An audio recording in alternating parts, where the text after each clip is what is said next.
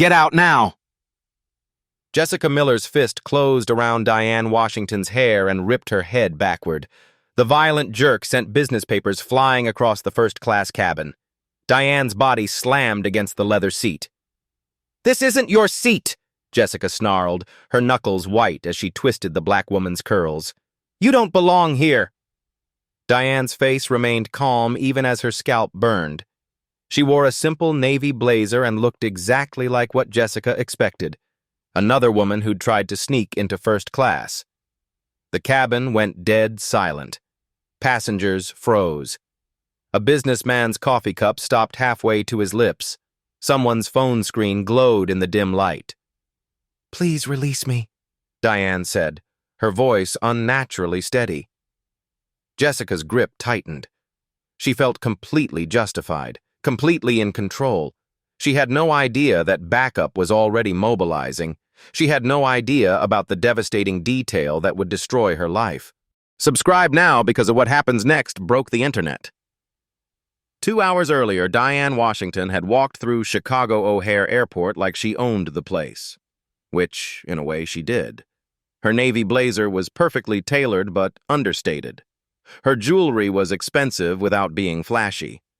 Everything about her screamed success, yet she moved through the terminal completely unnoticed. She was 45 years old and had built Washington Holdings from nothing. Real estate, tech investments, and now a controlling stake in American Airlines. Her husband had started small, buying distressed properties in Detroit. Together, they'd turned those investments into a billion-dollar empire. Today's flight to Atlanta was just another business trip, another board meeting, another day of being the most powerful woman most people had never heard of. At the gate, Diane noticed the looks. She always did. The gate agent's eyes lingered a little too long on her first-class boarding pass. A quick glance at the computer screen. A pause. Then the agent smiled and practiced customer service and waved her through, but not before running the pass through the scanner twice. "Random security check, ma'am," the agent had said, flagging down a TSA officer. Diane had been through this dance 1,000 times. The extra questions, the additional screening, the polite assumption that she didn't belong in first class. She submitted to the pat-down with practiced patience. The TSA officer found nothing, of course. There was nothing to find. On the plane, she settled into seat 2A and pulled out her business documents. Quarterly reports from Washington Holdings, merger proposals, board meeting agendas. The papers were marked confidential in red ink, but most passengers wouldn't notice or care. The businessman in 2B glanced over anyway. His eyes caught the letterhead and widened slightly. He looked at Diane with new interest, then quickly looked away. She pretended not to notice. Flight attendant Jessica Miller appeared in the galley, checking her phone. Her blonde hair was pulled back in a regulation bun. Her uniform was crisp and professional. She looked exactly like what central casting would order for an airline employee. Clean, reliable, trustworthy. But something was off about Jessica's behavior. She kept glancing toward first class, specifically toward Diane's seat. When she thought no one was looking, Jessica pulled out her phone and typed a quick message. Her fingers moved fast, urgently. Then she deleted the message thread entirely.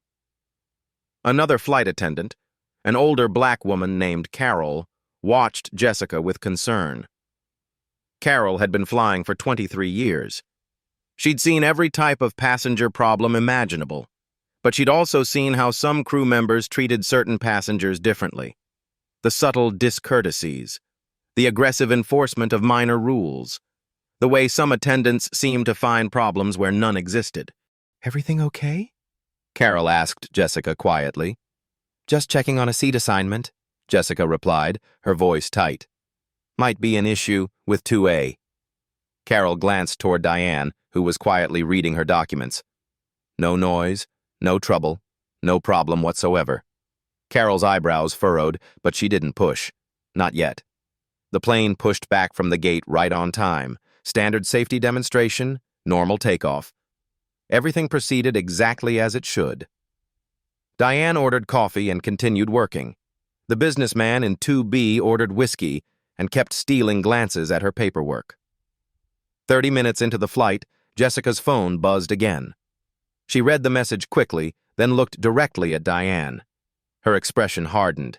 Whatever she'd just read had changed everything. Jessica straightened her uniform and walked toward first class. Her steps were deliberate, aggressive. Carol noticed the shift in body language immediately. "Jessica," Carol called softly. But Jessica was already moving, already committed to whatever she'd been instructed to do. The message on her phone had been clear. The plan was in motion, and Diane Washington, sitting peacefully in seat 2A, had no idea that 18 months of careful planning was about to explode in her face. The attack was coming, and backup was already in place. Jessica Miller approached seat 2A with purpose. Her smile was razor-sharp and completely fake. Diane looked up from her quarterly reports, expecting the usual first-class service. A drink refill, a snack offer, standard airline pleasantries. Instead, Jessica planted herself directly in the aisle and crossed her arms. "Ma'am, I need to see your boarding pass again." Diane blinked, surprised. "I'm sorry?" "Your boarding pass. Now." Jessica's voice carried through the cabin. Other passengers turned to look. The businessman in 2B stopped mid-sip of his whiskey. Diane reached into her blazer pocket and produced the first-class ticket. She handed it over with polite confusion. Jessica examined it like she was studying evidence at a crime scene. She held it up to the light, squinted at the barcode, made a show of checking every detail. "This doesn't look right," Jessica announced loudly. "The system shows this seat was never purchased for first class." A lie. Complete fabrication. But Jessica delivered it with absolute confidence. Around them, passengers began to pay attention. Real attention. The kind that came with smartphones and social media accounts. "I assure you my ticket is legitimate," Diane said calmly. "Perhaps there's a system error?" "System errors don't create fraudulent boarding passes," Jessica snapped. Her voice got louder, more aggressive, more accusatory. "Someone upgraded this illegally. Someone who doesn't belong in first class." The words hung in the air like poison. Every passenger within earshot understood the subtext. Every person in that cabin knew exactly what Jessica was implying, and why. Diane's face remained perfectly composed, but something flickered behind her eyes. Recognition. She'd been here before. Different plane, same script. The assumption that she didn't belong. The public humiliation was designed to put her in her place. "Ma'am, I purchased this seat legitimately through the airline's website," Diane said, her voice still controlled. "If there's a problem, perhaps we could resolve this quietly." "Quietly," Jessica laughed, sharp and bitter. "So you can sneak back into the coach where you belong?" "I don't think so." The businessman in 2B pulled out his phone. So did the woman across the aisle, and the couple in row 3. Suddenly, half of the first class was recording. Jessica noticed the phones but didn't care. If anything, she seemed energized by the audience. This was her moment. Her chance to show everyone how she handled problems, how she maintained order, how she put people in their proper place. "I'm going to need you to gather your things and move to your assigned seat in coach," Jessica declared. "Security will escort you if necessary." Diane looked around the cabin, all those phones pointed at her, all those faces watching, waiting to see how this would play out. She had 2 choices: submit to the humiliation or fight back. She chose to fight. "I'm not moving," Diane said quietly. "This is my seat, purchased legally, and I'm not going anywhere." Jessica's eyes gleamed with triumph. This was exactly what she'd wanted. Resistance, defiance, a reason to escalate, a reason to use force. "Then we have a problem," Jessica said, reaching for her radio. "Captain, I need security assistance in first class. We have a passenger refusing to comply with crew instructions." The trap was set. The stage was prepared. and 30 passengers were recording every second as Jessica Miller prepared to make the biggest mistake of her life. Jessica's hand shot forward. Her fingers wrapped around Diane's hair like claws. The violent yank sent Diane's head snapping backward. Business documents scattered across the leather seat and onto the cabin floor. "I said move!" Jessica snarled, her grip tightening on the perfectly styled curls. She pulled harder, trying to drag Diane from her seat by force. The cabin erupted. Passengers gasped. Someone screamed. The businessman in 2B jumped backward, his whiskey glass crashing to the floor. Ice cubes scattered across the aisle. "Jesus Christ!" a man shouted from row 4.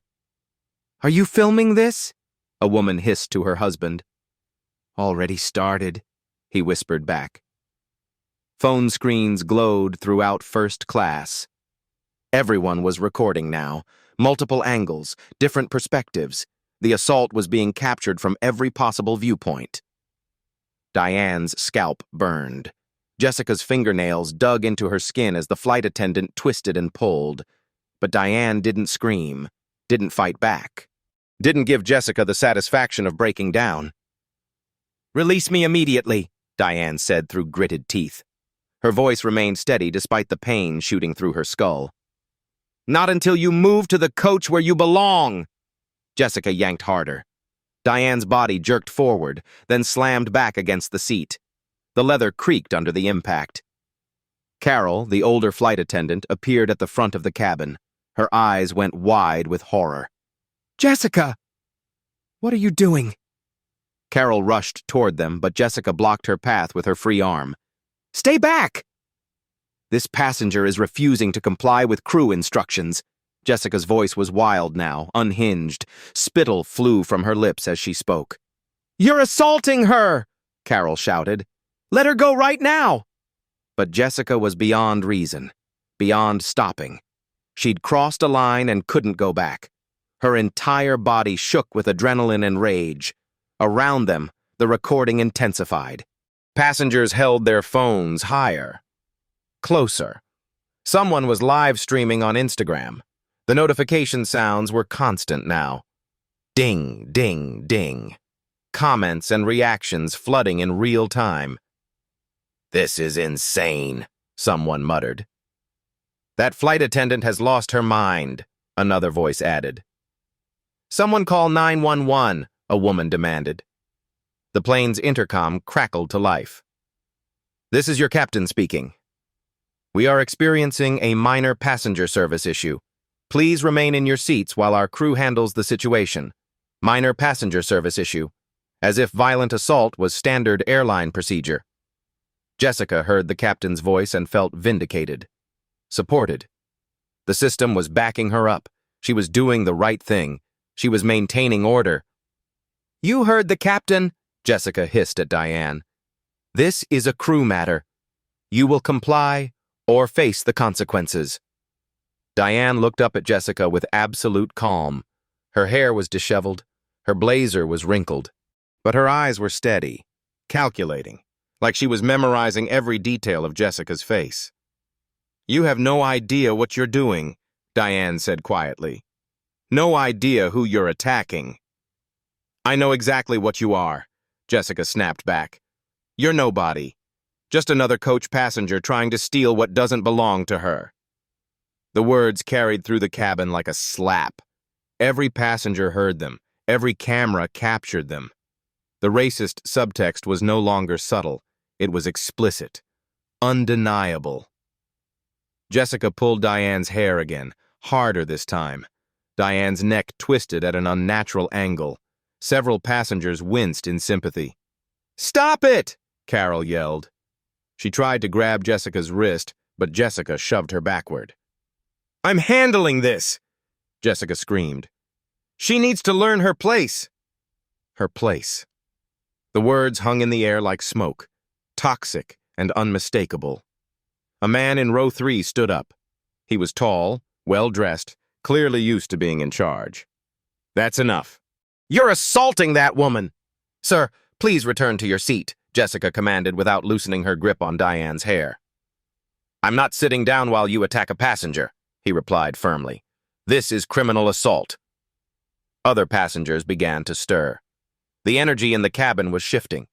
What had started as uncomfortable voyeurism was becoming collective outrage. Jessica realized she was losing control of the situation. The passengers were turning against her, but she couldn't stop now. Couldn't back down. Too much had been invested in this moment. She made one final desperate decision. She reached for her radio with her free hand, still gripping Diane's hair with the other. Captain, I need security backup immediately. Passengers in 2A are becoming violent and aggressive. Another lie.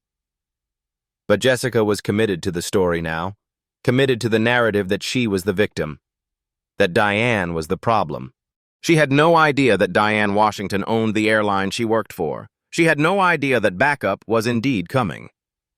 But not the kind she expected. Diane Washington reached into her blazer pocket with deliberate calm. Jessica's grip on her hair loosened slightly, confused by the sudden movement. Everyone in first class leaned forward. The recording phones zoomed in closer.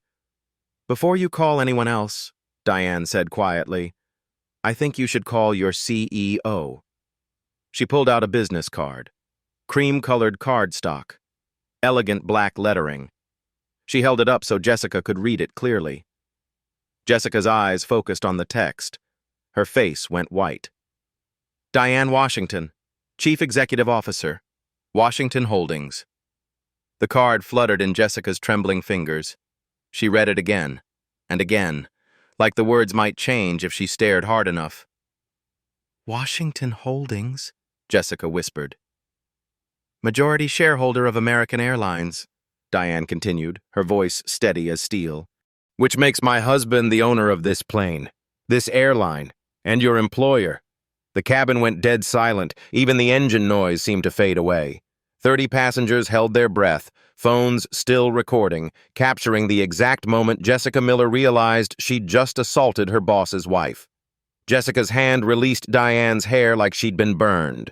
She stumbled backward, nearly tripping over her own feet. Her face had gone from white to green.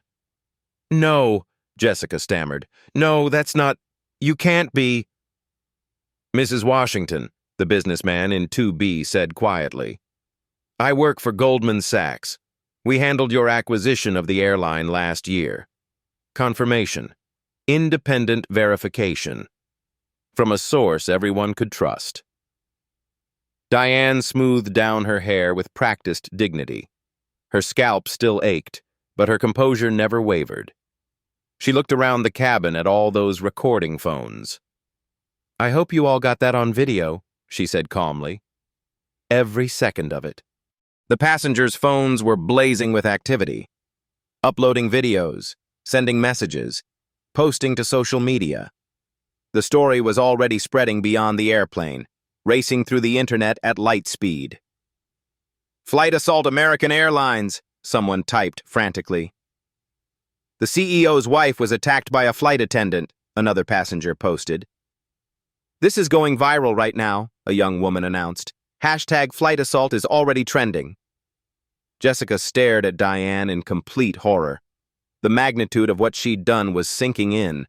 She hadn't just attacked a passenger. She'd assaulted the wife of the man who owned the entire company. Mrs. Washington, I didn't know. Jessica's voice cracked. I was just following protocol. Protocol? Diane raised an eyebrow. Is hair pulling part of your standard customer service training? Carol, the older flight attendant, pushed past Jessica and knelt beside Diane's seat. Ma'am, I am so sorry. This is completely unacceptable behavior.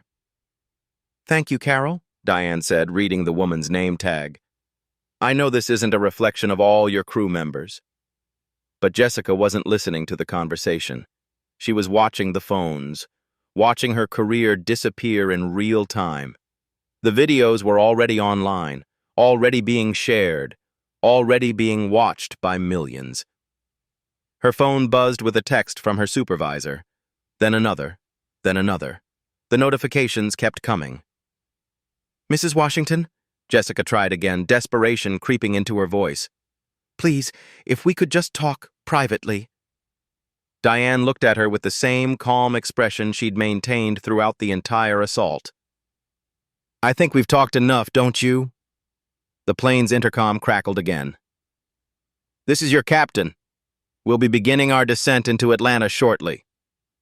But Atlanta was the least of Jessica's problems. Her world had just exploded at 30,000 feet, and the evidence was spreading across the internet faster than the plane could fly. The plane hadn't even landed when the story exploded across the internet. By the time Flight 447 touched down in Atlanta, the video had 2.3 million views.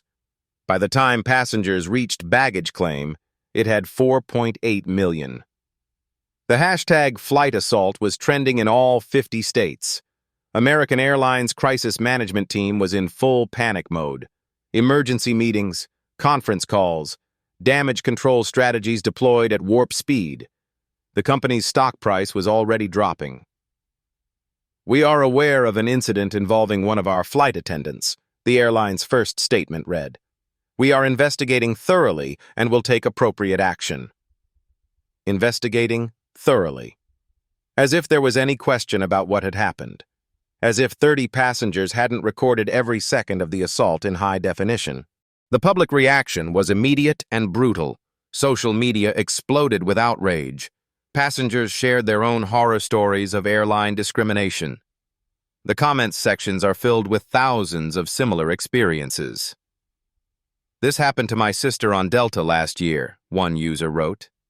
"The flight attendant made her prove she could afford first class." "They did this to my dad in 2019, another added. Asked to see his credit card and ID 3 times. "I've been randomly selected for extra screening every single flight for 10 years, someone else shared. The stories kept coming. Hundreds, thousands. A digital avalanche of discrimination experiences that had been buried for years suddenly rushed into the light. But not everyone was sympathetic.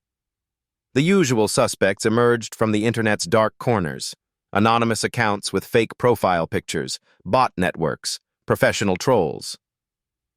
"She probably did steal that seat," one comment read. "The flight attendant was just doing her job." "Why didn't she just show her ID if she had nothing to hide?" another asked. "Playing the race card as usual," a third account posted. "Rich people love being victims." The bot accounts multiplied rapidly. Suddenly, every social media platform was flooded with identical talking points. The same phrases, the same arguments, the same suspicious uniformity that screamed coordinated campaigns. Meanwhile, American Airlines was scrambling to control the narrative. Their second statement came 3 hours after the first. "Upon further review, we have suspended the employee involved pending a complete investigation. We apologize for any inconvenience to our passengers." Inconvenience. They called violent assault an inconvenience. The apology backfired immediately. Social media users tore it apart word by word. Inconvenience became a trending hashtag on its own. Comedians and commentators had a field day. "Getting your hair yanked by airline staff is apparently just an inconvenience now," one popular Twitter account posted. What do they call actual problems? Minor apocalypses? Jessica Miller was nowhere to be found. Her social media accounts disappeared within hours. Her neighbors reported news vans camped outside her apartment building. Her phone went straight to voicemail. She'd vanished into the Digital Witness Protection Program, but the video lived forever. Multiple versions from different angles, professional news outlets licensing the footage, international media picking up the story. The assault was being dissected frame by frame on cable news. "This is clearly a case of racial profiling," civil rights attorney Sarah Henderson told CNN. "Mrs. Washington was targeted specifically because she's a black woman in first class. The flight attendant's language makes that crystal clear." "We need to look at the full context," conservative commentator Mike Stevens argued on Fox News. "Flight attendants deal with seat confusion all the time. Maybe this was just miscommunication that got out of hand." Miscommunication. as if hair pulling was a form of customer service communication. The polarization was immediate and predictable. Liberal outlets called it a clear case of racist assault. Conservative media suggested it was overblown racial grievance-mongering. The middle ground disappeared within hours. American Airlines tried a third statement. This one is longer, more carefully crafted by expensive public relations firms. We are deeply sorry for the unacceptable behavior displayed by our former employee. This incident does not reflect our company values or our commitment to treating all passengers with dignity and respect. We have terminated the employee responsible and are implementing additional sensitivity training for all crew members. Former employee. They'd fired Jessica without even waiting for the investigation to conclude, but the damage was done. The stock continued falling. Boycott movements were organized. Passengers were switching to competitor airlines. The video had taken on a life of its own, spreading beyond social media into mainstream news, late-night television, and water cooler conversations across America. What American Airlines didn't know was that the assault was just the beginning. The investigation that was about to unfold would reveal that Jessica Miller was not a lone wolf. She was part of something much bigger, something much more systematic, something that reached to the very top of the company's power structure. The real story was just getting started. The investigation began within 24 hours, not by American Airlines, but by reporters, civil rights lawyers, and internet sleuths who smelled blood in the water. What they found was far worse than anyone had imagined. Jessica Miller's employment records revealed a disturbing pattern. Over 18 months, she'd been involved in 43 passenger incidents. 43, all involving black passengers, all resulting in seat changes, removals, or security concerns. The first smoking gun came from a former flight attendant named Marcus Thompson. He'd worked with Jessica for 2 years before quitting in frustration. His interview with CNN broke the story wide open. Jessica used to brag about it, Marcus told the cameras. She called black passengers in first-class upgrades like it was a joke, said they didn't belong there and it was her job to put them back where they belonged. But Marcus had more than just testimony. He had screenshots, text messages, email chains, evidence that Jessica hadn't been acting alone. The messages revealed a coordinated network, flight attendants, gate agents, even some pilots, all connected through private social media groups with names like Sky Patriots and Altitude Attitude. The chat logs were horrifying. "Another upgrade in 3A today," one message read. "Taking care of it." "Good job on the Chicago flight," another replied. "That woman learned her lesson." "Boss man says we're doing important work," a third added. "Keeping standards high." Boss man. The investigators zeroed in on that phrase. It appeared in dozens of messages over months of chat logs. Someone was coordinating these attacks. Someone with authority was giving orders. The money trail led to the answer. Financial records showed payments from a shell company called Heritage Aviation Consulting to at least 20 American Airlines employees. Small amounts. A few $100s here and there. Enough to look like legitimate consulting fees. Heritage Aviation Consulting was owned by a man named Robert Hayes, board chairman of American Airlines, Diane Washington's biggest enemy within the company. Hayes had been planning this for 18 months. Not just the attack on Diane, but a systematic campaign to discredit and humiliate black passengers throughout the airline. His goal was simple: create enough controversy around diversity problems to justify removing the Washington family from leadership. The investigators found Hayes's private emails, his real thoughts, his actual strategy. "The Washington family has pushed this company too far toward political correctness," one email read. "We need to remind passengers and employees about traditional airline standards, about the kind of people who really belong in first class." Another email was even more explicit. "Every incident creates evidence that their leadership is failing. Eventually, the board will have no choice but to remove them." Hayes had built an entire network. racist employees who shared his vision, social media bot farms to amplify negative stories. PR firms spin discrimination as maintaining standards.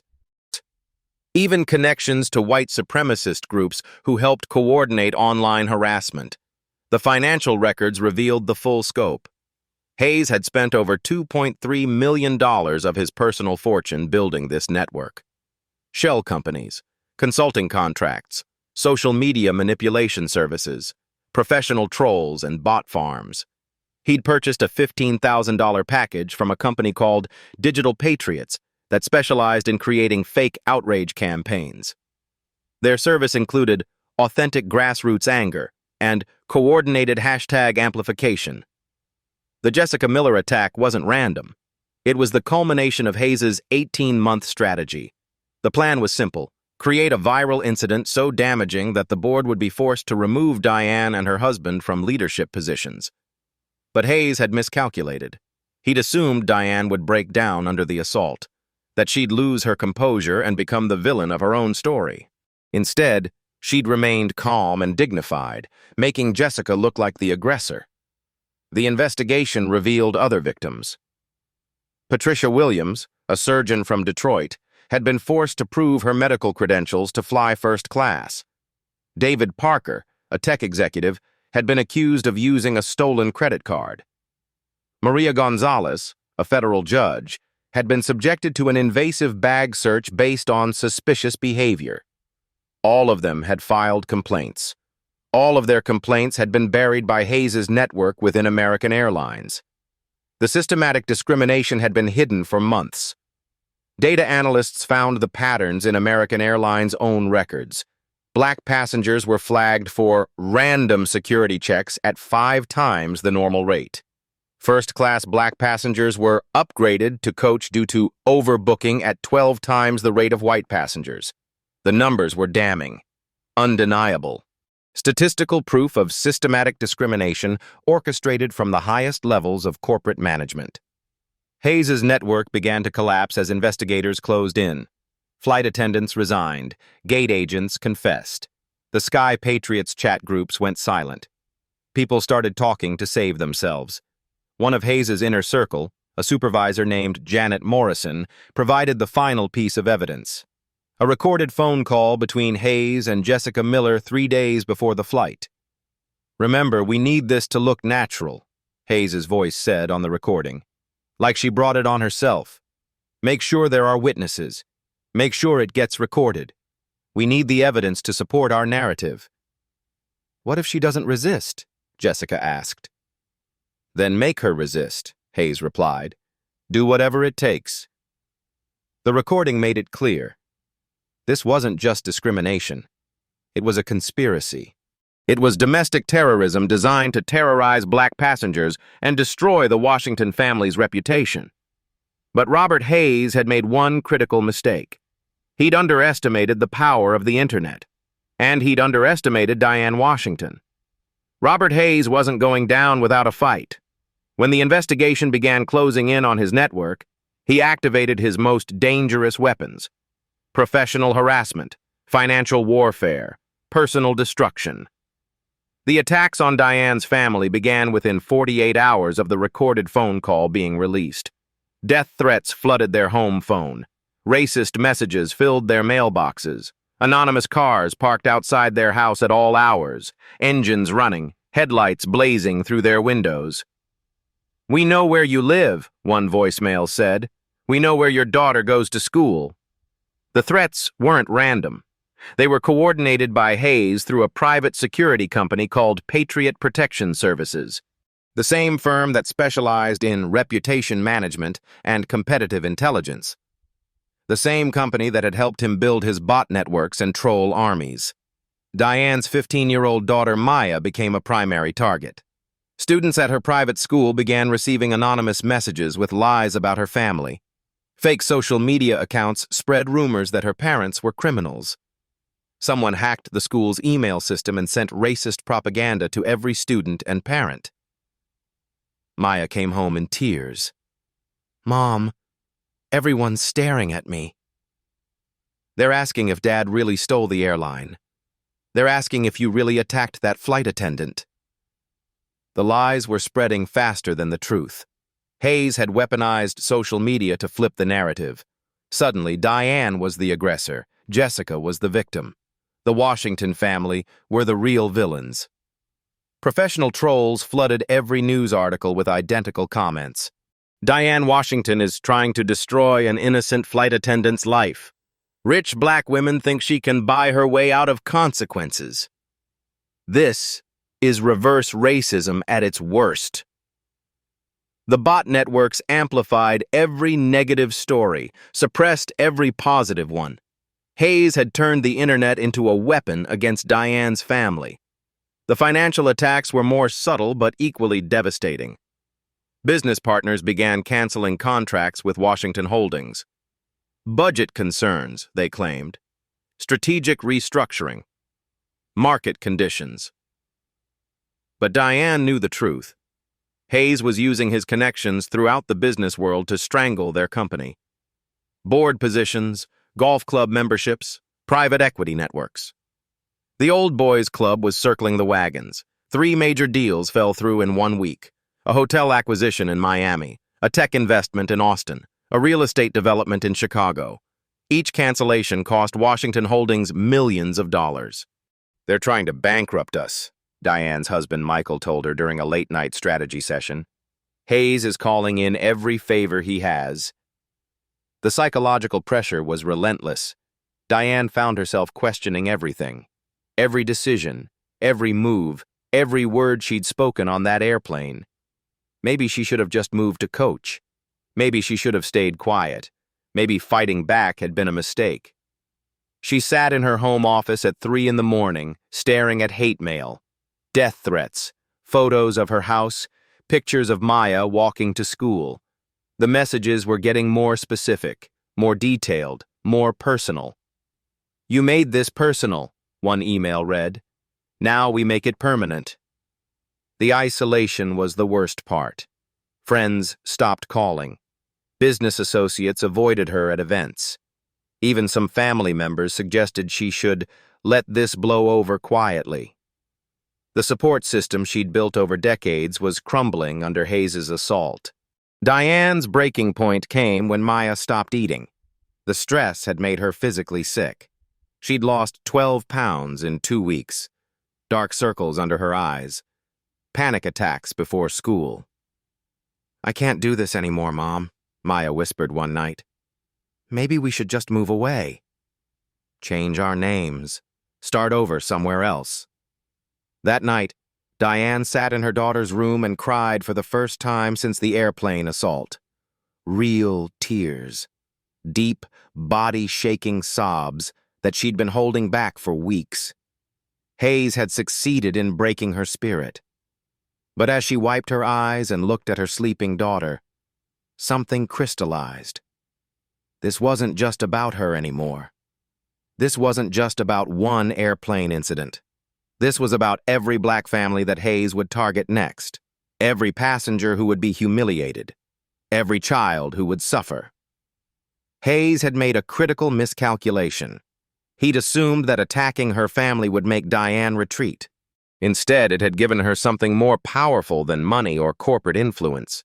It had given her righteous fury. The war was about to enter a new phase, and Diane Washington was no longer fighting just for herself. Help arrived from the most unexpected places. The first breakthrough came from Carol Henderson, the flight attendant who had tried to stop Jessica's assault. She'd been quietly documenting Hayes's network for months. "I knew something was wrong," Carol told Diane during a secret meeting in downtown Atlanta. "Too many coincidences. Too many black passengers having problems. Too many crew members getting bonuses for following mysterious protocols." Carol had been collecting evidence the entire time. Phone recordings of supervisor meetings, screenshots of internal memos, email chains discussing passenger interventions. She'd built an entire case file without anyone knowing. The smoking gun was a recorded staff meeting from 6 months earlier. Hayes's voice was crystal clear on the audio. "We need to maintain certain standards on our flights," Hayes said to a room full of flight attendants. When passengers don't fit our brand image, it's your job to handle the situation appropriately.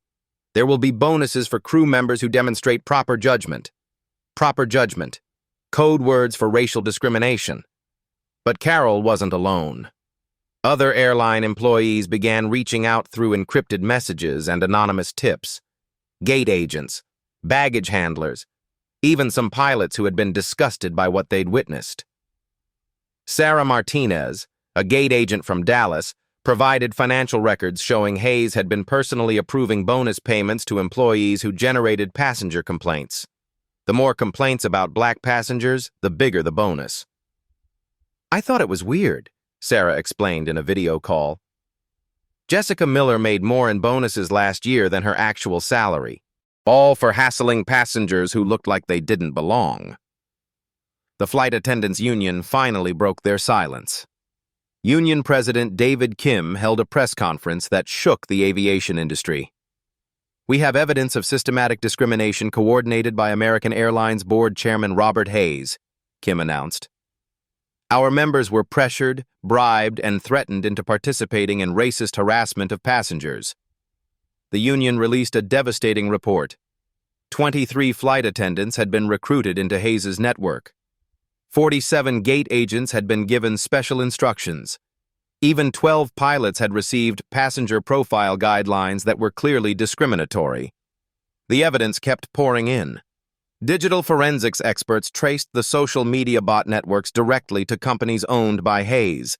Financial investigators found offshore accounts used to fund the harassment campaigns.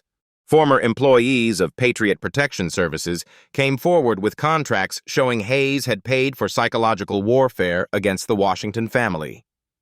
But the most damning evidence came from an unexpected source. Hayes' own assistant, Jennifer Walsh, had been secretly recording their meetings for over a year. "I knew what he was doing was wrong," Jennifer explained to federal investigators. "But I needed the job. I have kids to feed. So I started recording everything as insurance." Jennifer's recordings revealed the full scope of Hayes' conspiracy. Strategy sessions about destroying the Washington family. Detailed plans for coordinating the Jessica Miller assault.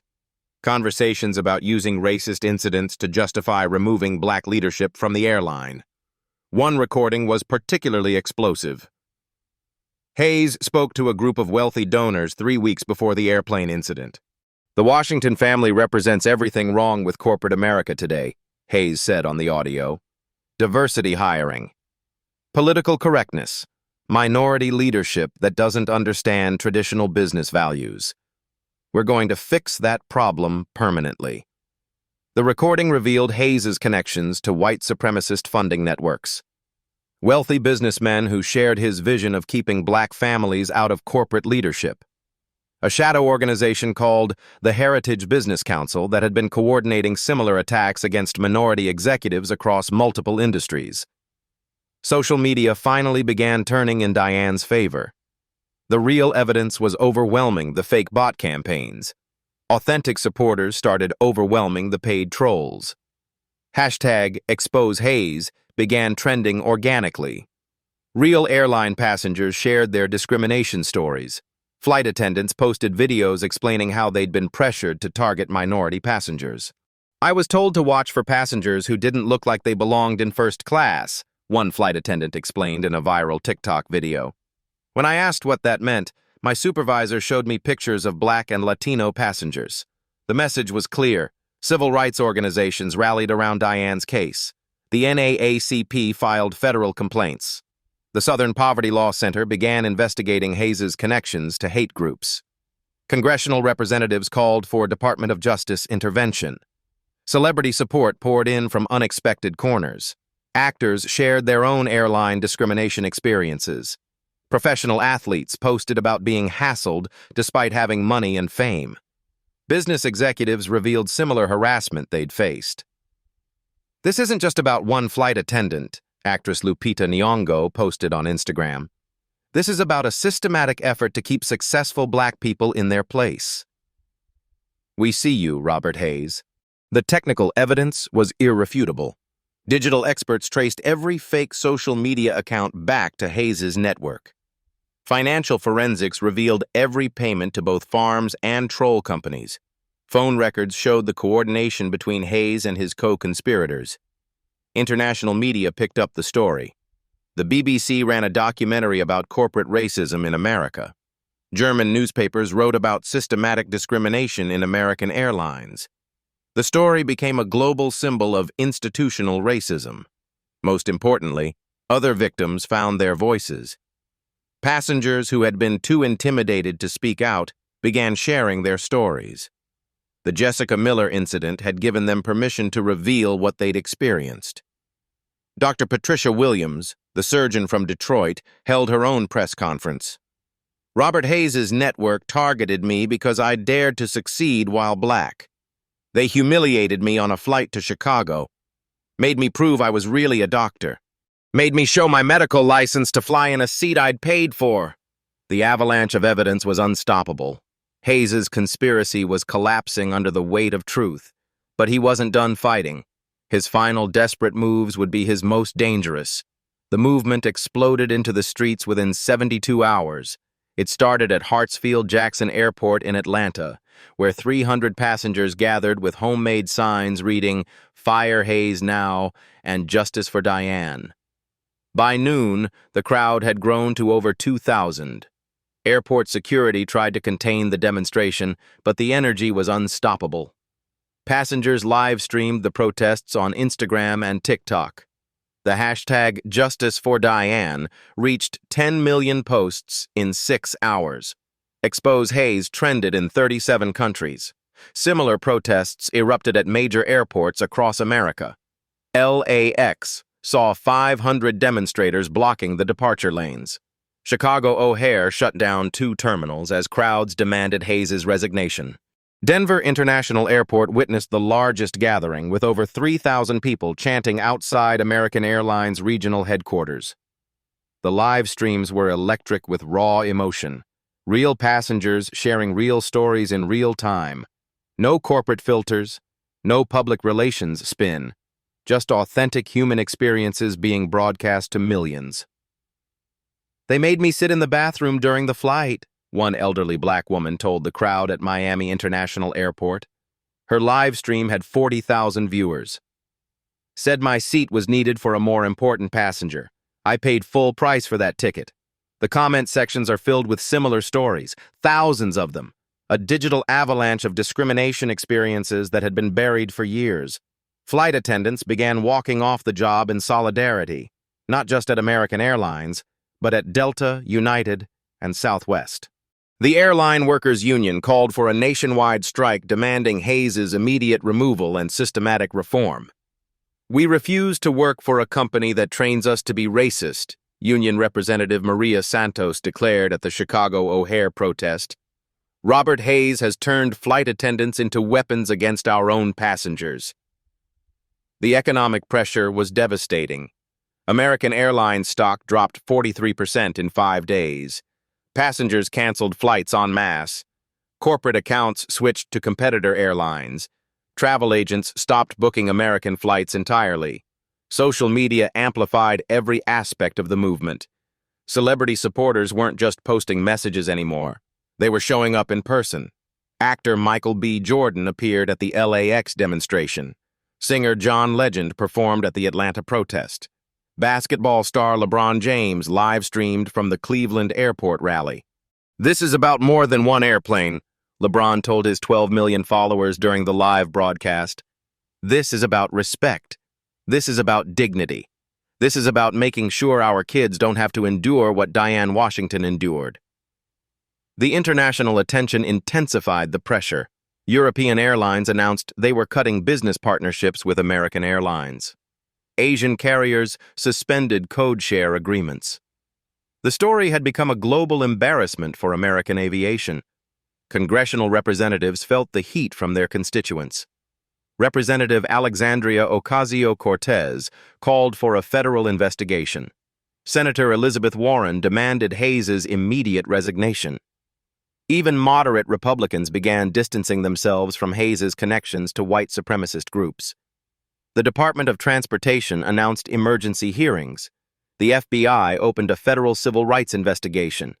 The Securities and Exchange Commission began examining Hayes's use of company resources for personal vendettas. But Hayes wasn't backing down. His final desperate gambit was already in motion.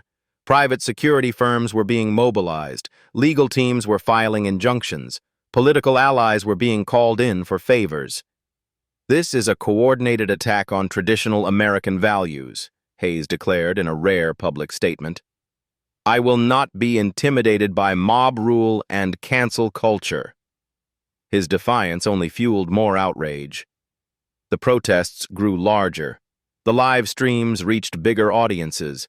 The movement developed its own momentum that no corporate power structure could contain. Airport workers joined the demonstrations, baggage handlers, ground crews, maintenance staff. Even some pilots walked off the job. The entire aviation system was grinding to a halt under the weight of collective action. "We're done being silent," a ground crew supervisor told reporters at Reagan National Airport. "We're done pretending this isn't happening. Robert Hayes created a culture of hate, and we're shutting it down." The congressional hearings were scheduled for the following week. The whole world would be watching as Diane Washington faced her tormentor in the most public forum possible.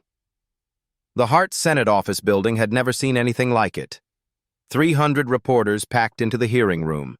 C-SPAN cameras captured every angle. 23 million Americans watched live as the House Committee on Transportation and Infrastructure prepared to grill Robert Hayes and Jessica Miller under oath. Committee Chairman Representative James Davis gavelled the hearing to order. "We are here to investigate allegations of systematic discrimination and conspiracy within American Airlines. The American people deserve answers." Jessica Miller testified first. She looked nothing like the confident flight attendant who had assaulted Diane Washington. Her hair was unwashed. Her hands shook as she approached the microphone. 2 weeks of hiding from media attention had broken her completely. "State your name for the record," Representative Davis instructed. "Jessica Miller," she whispered, barely audible. "Ms. Miller, did you assault passenger Diane Washington on Flight 447? Yes, sir." The admission sent shockwaves through the hearing room. Cameras flashed. Reporters typed frantically. The live stream comments exploded with reactions. "And why did you assault Mrs. Washington?" Jessica's voice cracked. "I was following orders." "Whose orders?" "Robert Hayes. He told me to handle passengers who didn't belong in first class. He said there would be bonuses for maintaining airline standards." Representative Davis leaned forward. "And what did Mr. Hayes mean by didn't belong?" Jessica broke down completely. Tears streamed down her face as she spoke. "Black passengers." He meant black passengers. He said they were ruining the airline's reputation, said they needed to be taught their place. The hearing room erupted, gasps from the gallery, shouted questions from reporters. Representative Davis banged his gavel repeatedly to restore order. But Jessica wasn't finished. Once she started talking, everything poured out. 18 months of coordinated harassment, bonus payments for targeting minority passengers, training sessions on how to humiliate people without leaving obvious evidence. "He showed us videos," Jessica sobbed. "Training videos on how to make it look like passenger problems instead of discrimination, how to provoke reactions, how to make them look aggressive when we attack them." The committee played the smoking gun audio recording. Robert Hayes's voice filled the hearing room with crystal clarity. "When passengers don't fit our brand image, it's your job to handle the situation appropriately. There will be bonuses for crew members who demonstrate proper judgment." Hayes sat at the witness table, his face stone cold. His expensive lawyers whispered urgent advice, but he ignored them. His arrogance was intact, even as his conspiracy collapsed in real time. When Hayes was called to testify, he approached the microphone with defiant confidence. He looked directly into the cameras, addressing the 23 million Americans watching live. "I stand by every decision I made as board chairman," Hayes declared. "American Airlines has standards. We serve a premium customer base that expects a certain level of service and atmosphere." Representative Alexandria Ocasio-Cortez interrupted him. "Mr. Hayes, Are you seriously defending racial discrimination on national television? I'm defending business standards, Hayes replied coldly. Some passengers understand how to behave in first class, others don't. The comment sent the live stream into overdrive. Social media exploded with outrage. Hayes had just confirmed every allegation against him in front of the entire country. Mr. Hayes, Representative Davis continued, did you coordinate attacks against the Washington family? I coordinated appropriate business responses to problem passengers. Problem passengers? You mean the owners of your airline? Hayes's mask finally slipped. His voice turned venomous. The Washington family doesn't understand traditional American business values. They've pushed this airline toward political correctness that's destroying our brand. So you decided to destroy them instead. I decided to protect the company from their failed leadership. Representative Ocasio-Cortez played the recorded phone call, Hayes's voice plotting the airplane assault. His instructions to Jessica about making it look natural. His casual discussion of terrorizing a passenger. Hayes listened to his own words with no visible reaction. When the recording ended, he looked directly at the camera again. I regret nothing, he said clearly. Everything I did was to protect American Airlines from minority leadership that was destroying our company culture. The hearing room exploded. Reporters shouted questions. Gallery observers yelled in outrage. The committee members stared in disbelief. Hayes had just confessed to everything while showing zero remorse. Then Diane Washington took the witness stand. She walked to the microphone with perfect composure. Her navy blazer was impeccable. Her voice was steady and clear. My name is Diane Washington. I am the CEO of Washington Holdings and majority shareholder of American Airlines.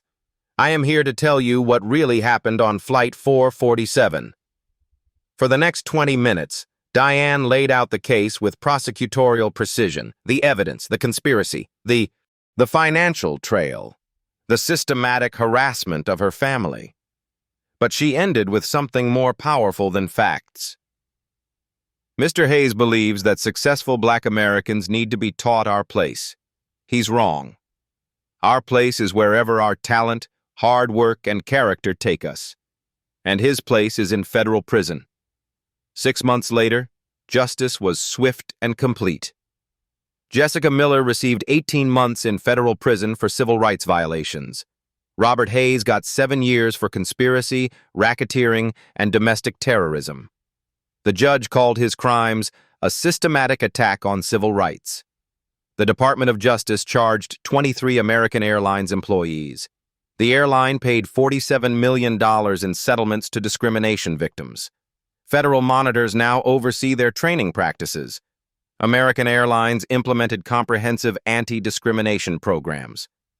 Every employee undergoes monthly bias training. Independent oversight committees monitor all crew interactions. Diane Washington's $15 million settlement was donated to civil rights organizations. Washington Holdings acquired 2 additional airlines, implementing progressive policies across the aviation network. Congress passed the Airline Passenger Protection Act, nicknamed the Diane Washington Act.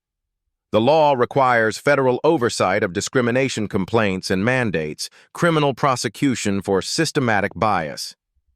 Hayes's congressional confession video reached 78 million views. It became a teaching tool in business schools about corporate responsibility. Law schools used the case to demonstrate civil rights violations. Maya Washington, now 16, speaks at youth conferences about standing up to discrimination. She turned her trauma into advocacy, helping teenagers whose families face racist harassment. The movement transformed American aviation forever. Discrimination complaints are taken seriously. Training programs emphasize dignity and respect. The systematic bias culture Hayes built was completely dismantled. The real victory was bigger than corporate justice. The case proved ordinary people with smartphones could hold powerful institutions accountable. Viral videos and grassroots movements create lasting change. 24 million Americans watched Diane's testimony. They saw dignity triumph over hatred. They witnessed courage overcome conspiracy. They learned that justice can prevail. Next week, we'll release the full documentary series exposing similar corporate discrimination networks in other industries. Subscribe now and share your stories in the comments. Your voice creates change. The fight for justice continues. But Flight 447 proved we can win.